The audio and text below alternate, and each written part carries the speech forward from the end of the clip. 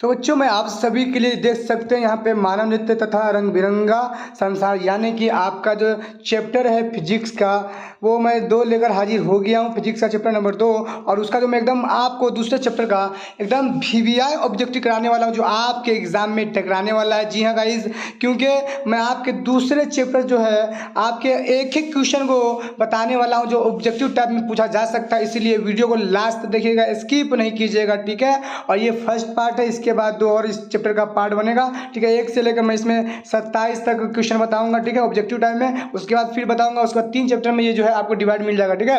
और पढ़ा देने के बाद आपको PDF जो है टेलीग्राम के माध्यम से मिल जाएगा, इसीलिए जो है आप लोग PDF अभी तक ज्वाइन नहीं किए हैं यानी कि PDF लेना चाहते हैं तो टेलीग्राम ज्वाइन नहीं किया तो प्लीज़ आप लोग जरूर टेलीग्राम में ज्वाइन हो जाए, ठीक है बाबू। तो इस तरीके से मैं आपको बता दूं, यहाँ पे देख सकते हैं कक्षा 10 के लिए देख सकते मानव नेत्र तथा रंग बिरंगा संसार ऑब्जेक्टिव टाइप क्वेश्चन है जो कि मैं 1 नंबर क्वेश्चन से कराने वाला हूँ आपको, इसलिए आप लोग लास्ट तक वीडियो देखिएगा, एकदम VVI ऑब्जेक्टिव आपके लिए, ठीक है। चलिए मैं पहले क्वेश्चन को चलता हूँ। कह रहा देखिए, मानव नेत्र के किस भाग पर किसी वस्तु का प्रतिबिंब बनाते हैं? तो इसका 1 का क्या होगा आंसर? अगर आप लोगों को मालूम है तो आप लोग कमेंट बॉक्स में आंसर लिख सकते हैं। तो ऑप्शन A है कोर्निया, B है परितारिका, C है पुत्री, D है रेटिना या दृष्टिपटल। तो 1 का क्या होगा आंसर बाबू बताइए। तो अगर आपको मालूम है तो आप लोग कमेंट बॉक्स में जरूर आंसर लिखिएगा, इससे क्या होता है वो चीज़ें आपके माइंड में बैठ जाती है, ठीक है बाबू। तो क्या होगा एक आंसर? 1 का होगा ऑप्शन नंबर D रेटिना या दृष्टिपटल, ठीक है, दृष्टिपटल। चलिए दूसरे नंबर क्वेश्चन को चलते हैं हम लोग। दूसरा नंबर क्वेश्चन कह रहा है तारों के टिमटिमाने की व्याख्या किस सिद्धांत पर आधारित है? तो किस सिद्धांत पर आधारित है बाबू? तो A है अपवर्तन के सिद्धांत, B है प्रकीर्णन के सिद्धांत, C है वर्ण विक्षेपण के सिद्धांत, D इनमें से कोई नहीं। तो 2 का आंसर क्या हो जाएगा? आप लोग कमेंट बॉक्स में जरूर आंसर बताइएगा, क्या हो जाएगा बताइए। तो 2 का हो जाएगा ऑप्शन नंबर A अपवर्तन के सिद्धांत पर आधारित है, ठीक है। चलिए 3 नंबर क्वेश्चन देख लेते हैं। तीसरा नंबर क्वेश्चन यहाँ पे देखिए कह रहा है नेत्र लेंस की फोकस दूरी अधिक हो जाने से कौन सा दृष्टि दोष होता है? तो कौन सा दृष्टि दोष होता है तो हम देख लेते हैं। A है निकट दृष्टि दोष, B है दूर दृष्टि दोष, C है जरा दूरदर्शिता, D है इनमें से कोई नहीं। तो 3 का क्या होगा आंसर बाबू? 3 का हो जाएगा ऑप्शन नंबर B दूर दृष्टि दोष इसका राइट आंसर है। यानी नेत्र लेंस की फोकस दूरी अधिक हो जाने से, यानी फोकस दूरी अधिक हो जाएगा ना तो कौन सा दृष्टि दोष हो जाता है? दूर दृष्टि दोष, याद रखिएगा, ठीक है। चलिए चौथा नंबर क्वेश्चन की ओर देख लेते हैं। चौथा नंबर क्वेश्चन कह रहा है कि नेत्र में किसी वस्तु का बना प्रतिबिंब होता है तो कैसा होता है? A है काल्पनिक सीधा तथा छोटा, B है काल्पनिक उल्टा तथा बड़ा, C है वास्तविक उल्टा तथा छोटा और D है वास्तविक उल्टा तथा बड़ा। तो इसमें से 4 का राइट आंसर क्या हो जाएगा आप लोग कमेंट बॉक्स में जरूर बताइए। 4 का क्या होगा? तो 4 का हो जाएगा ऑप्शन नंबर C वास्तविक उल्टा तथा छोटा इसका राइट आंसर, ठीक है बाबू। चलिए 5 नंबर क्वेश्चन देख लेते हैं हम लोग। तो 5 नंबर क्वेश्चन कह रहा है जो नेत्र निकट स्थित वस्तुओं को स्पष्ट नहीं देख पाता उस नेत्र में होता है तो क्या होता है? दूर दृष्टि दोष, B है निकट दृष्टि दोष, C है जरा दृष्टि दोष, D है वर्णाधता। तो इसका राइट आंसर क्या होगा? इसका क्या होगा बताइए? वर्णाधता है। तो 5 का क्या होगा आंसर बताइए तो आप लोग कमेंट बॉक्स में कौन सा हो जाएगा? तो इसका आंसर ऑप्शन नंबर A हो जाएगा दूर दृष्टि दोष, ठीक है। यानी कि उसको नज़दीक की निकट स्थित वस्तुओं को स्पर्श नहीं देख पाता तो उससे नेत्र उस नेत्र में होता है तो दृष्टि दोष होता है, ठीक है। तो 5 का ऑप्शन नंबर A हो जाएगा। चलिए 6 नंबर क्वेश्चन देख लेते हैं हम लोग। 6 नंबर क्वेश्चन देखिए कह रहा है श्वेत प्रकाश की किरण जब किसी प्रिज्म से होकर गुजरती है तब जो रंग वर्ण सबसे अधिक विचलित होता है वह, यानी जो रंग होता है विचलित सबसे, वो क्या है बताइए। तो A है नीला, B है लाल, C है बैंगनी, D है नीला और लाल दोनों। तो 6 का आंसर क्या होगा बताइए। तो 6 का हो जाएगा राइट आंसर आपका ऑप्शन नंबर C बैगनी इसका परफेक्ट और राइट आंसर है, ठीक है। चलिए 7 नंबर क्वेश्चन देख लेते हैं हम लोग। 7 नंबर क्वेश्चन यहाँ पे देख लीजिए कह रहा है अपने लेंस की फोकस दूरी को बदलकर दूर या निकट की वस्तु को साफ साफ देख सकने के आँख के गुण को कहते हैं तो क्या कहते हैं बताइए। तो ऑप्शन यहाँ पे देख सकते हैं। A है दूरदृष्टिता, B है समंजन क्षमता, C है निकट दृष्टिता, D है जरा दूरदर्शिता। तो यानी 7 का आंसर क्या होगा आप लोग कमेंट बॉक्स में बताइए बाबू, क्या हो जाएगा आंसर बताइए आप लोग। 7 नंबर क्वेश्चन का आपका आंसर क्या होगा बताइए। तो इसका परफेक्ट और आंसर होगा 7 नंबर क्वेश्चन का ऑप्शन नंबर B समंजन क्षमता, ठीक है। 7 का ऑप्शन नंबर B हो जाएगा, ठीक है बाबू। चलिए अगला क्वेश्चन देखते हैं। 8 नंबर क्वेश्चन कह रहा है जरा दूरदर्शिता से पीड़ित व्यक्ति का उपचार किस प्रकार की लेंस से किया जाता है? तो किस प्रकार की लेंस से किया जाता है? ए है अवतल, बी है बायफोकल, सी है अपसारी, डी है अभिसारी। तो इसका राइट आंसर क्या होगा बताइए तो 8 का जो है आपका परफेक्ट और आंसर का ऑप्शन नंबर बी हो जाएगा। 8 का बी बायफोकल से किया जाता है। ठीक है, चलिए 9 नंबर क्वेश्चन देख लेते हैं हम लोग। 9 नंबर क्वेश्चन कह रहा है एक स्वास्थ्य मानव नेत्र के लिए निकट तथा दूर बिंदु क्रमशः होते हैं। तो क्या होते हैं? ए है 0 एवं 25 सेंटीमीटर, 0 है एवं अनंत 25 सेंटीमीटर एवं 200 यानी 250 सेंटीमीटर, डी है 25 सेंटीमीटर एवं अनंत। तो 9 का क्या आंसर बताइए तो आप लोग। तो 9 का परफेक्ट आंसर क्या होगा? ऑप्शन नंबर डी हो जाएगा 25 सेंटीमीटर एवं अनंत तक, है ना, यानी जहाँ तक चला जाए, याद रखिएगा। चलिए इन सभी को आपको याद करना बाबू, इन सभी को आपको याद करना है। देख लीजिए मैं आपको जो पढ़ा रहा हूँ इसका अगर आप पीडीएफ लेना चाहते हैं और बेहतरीन नोट्स बना के अच्छी तैयारी करना चाहते हैं तो बस आपको क्या करना हो पड़ेगा, हमारा मतलब पीडीएफ लेने के लिए आपको हमारा जो वीडियो देख रहे हैं ना उसके डिस्क्रिप्शन में जो है ना टेलीग्राम का लिंक मिल जाएगा, वो बस टेलीग्राम में ज्वाइन हो जाना है। उसके बाद जो मैं पढ़ाता हूँ तो आपको हर एक सब्जेक्ट का पीडीएफ भेज दिया जाता है। इसके बाद आप लोग डाउनलोड करके नोट्स बना के बेहतर से बेहतर तैयारी कर सकते हैं। ठीक है बाबू, चलिए 11 नंबर क्वेश्चन देख लीजिए। कह रहा है जो नेत्र दूर स्थित वस्तुओं को स्पष्ट नहीं देख पाता उस नेत्र में होता है। तो क्या होता है बताइए। तो 11 क्या होगा आंसर बताइए तो। नहीं इसका हो जाएगा क्या, 10 नंबर क्वेश्चन का होगा, 10 नंबर नहीं हुआ है। 10 नंबर क्वेश्चन कह रहा है विभिन्न दूरियों पर की वस्तुओं को प्रतिबिंब को फोकस करने के लिए आँख के लेंस की फोकस दूरी परिवर्तित होती है। तो 10 का पहले हम लोग आंसर देखते हैं उसके बाद, है कि नहीं। तो 10 नंबर क्वेश्चन क्या आंसर क्या होगा बताइए तो। 10 का क्या हो जाएगा? तो इसका आंसर होगा ऑप्शन नंबर सी सिलियरी पेशियो द्वारा। ऑप्शन नंबर 10 का सी राइट आंसर है। ठीक है, चलिए 11 नंबर क्वेश्चन देख लेते हैं हम लोग। 11 नंबर देखिए यहाँ पे क्वेश्चन कह रहा है जो नेत्र दूर स्थित वस्तुओं को स्पष्ट नहीं देख पाता उस नेत्र में होता है। तो 11 क्या होगा बताइए तो। ए होगा दूर दृष्टि दोष या बी होगा निकट दृष्टि दोष, सी होगा जरा दूर दृष्टि दोष यहाँ पे दोष होना चाहिए, डी है वर्णधाता। इसका आंसर क्या होगा बताइए। वर्णाधता, चलिए वर्धानता। तो 11 का आंसर क्या होगा बताइए तो।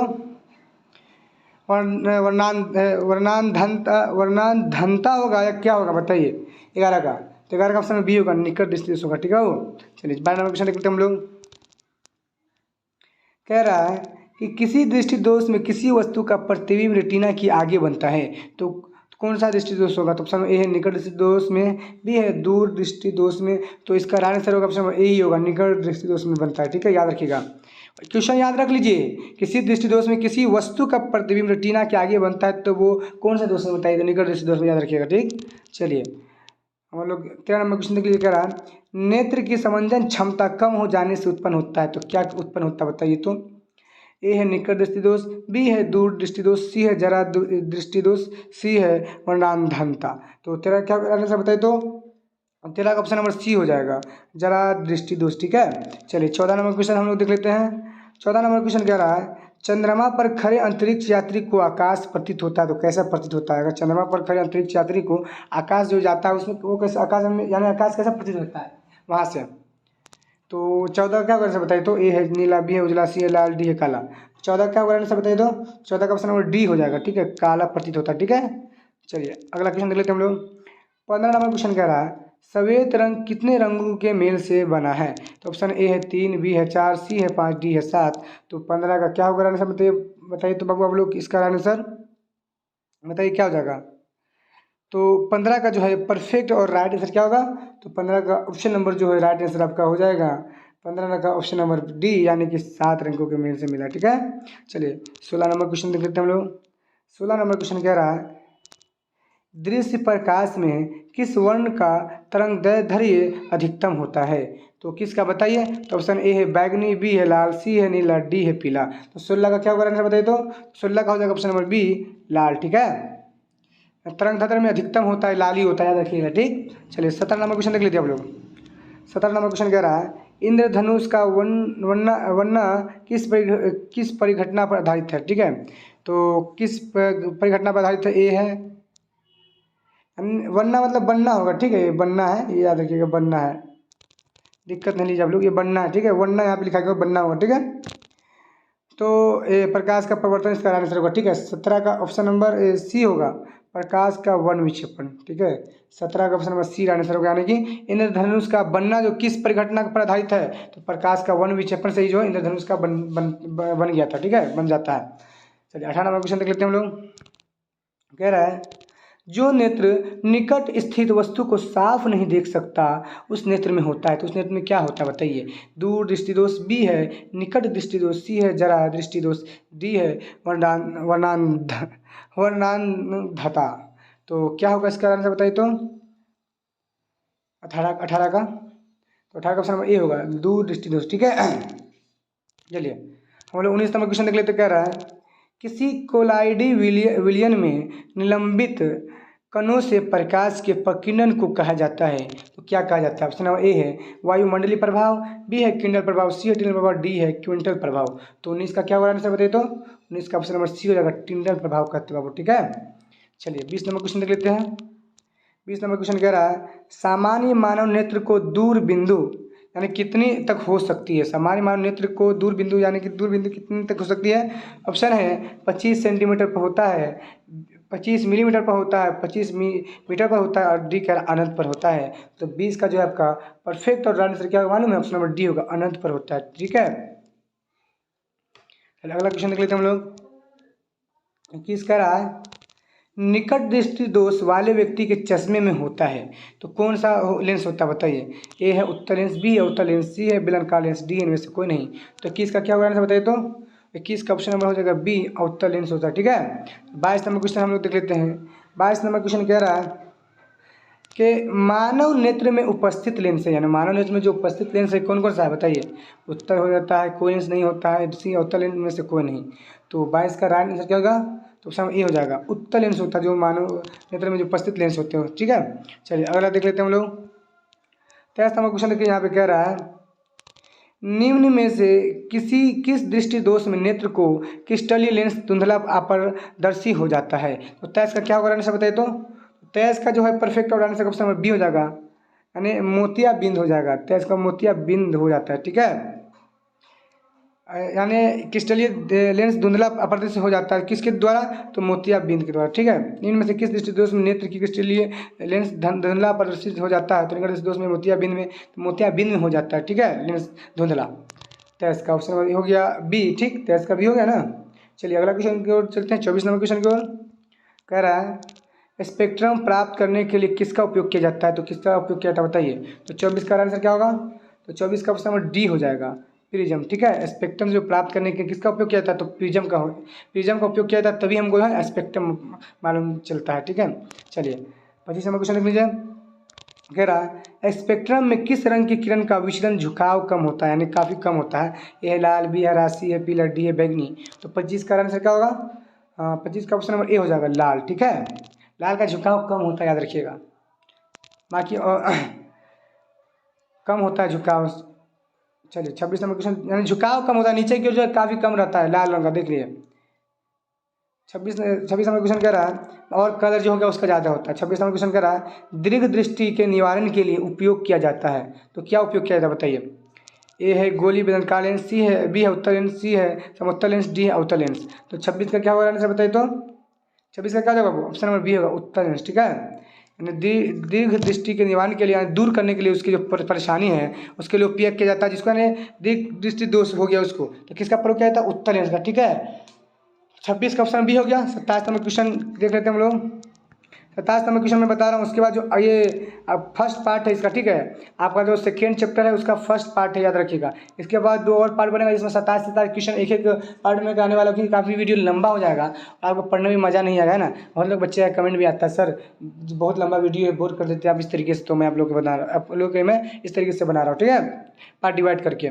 तो ये लास्ट क्वेश्चन है। अगर आप इसका PDF लेना चाहते हो, मैं आपको पढ़ा रहा हूँ, बस PDF लेने के लिए आपको क्या करना पड़ेगा, आपको हमारे टेलीग्राम में ज्वाइन करना पड़ेगा। बस टेलीग्राम में आप लोग ज्वाइन हो जाते हैं ना, तो वहीं आपको जो है भेज दिया जाएगा। और टेलीग्राम का लिंक जो है वीडियो देख रहे हैं उसके डिस्क्रिप्शन में मिल जाएगा, ठीक है। टेलीग्राम का लिंक जाएगा, ज्वाइन हो जाएगा, ठीक बाबू।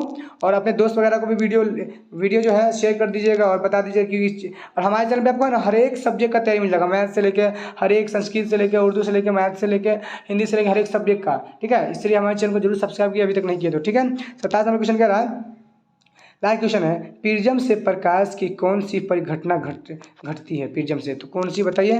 तो परावर्तन, अपवर्तन, सी है वन विक्षेपण, डी इनमें से कोई नहीं। तो इसका आंसर क्या होगा?